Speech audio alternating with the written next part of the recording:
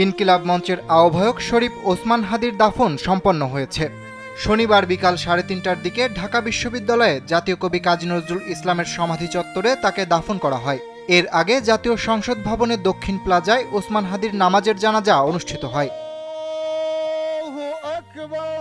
মৃত্যুর কিছুদিন আগে একটি বেসরকারি টেলিভিশনকে দেওয়া এক সাক্ষাৎকারে সংসদ সদস্য নির্বাচিত হলে কি করতে চান, কি নিয়ে স্বপ্ন দেখেন সেসব নিয়ে কথা বলেছিলেন তিনি।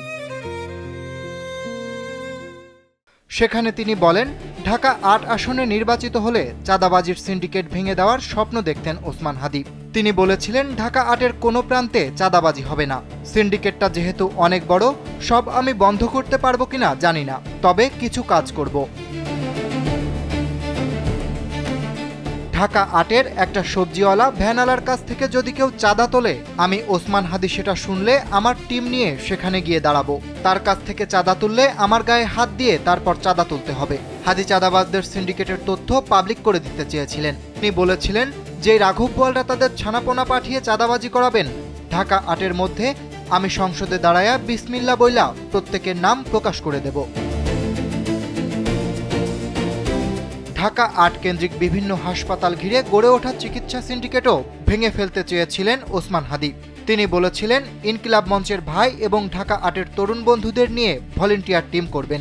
চিকিৎসা সেবা নিতে আসা মানুষকে ভলেন্টিয়ার সার্ভিস দেবেন তারা। এর ফলে কোনো সিন্ডিকেট ব্যবসা এই হসপিটাল জোনে চলবে না।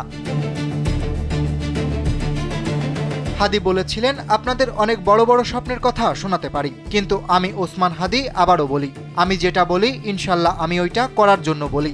আমি এখন পর্যন্ত আমার ক্যাপাসিটিতে যেটা করতে পারবো এতটুকুন বললাম, বাকি ইনশাল্লাহ আরো অনেক কিছু করব।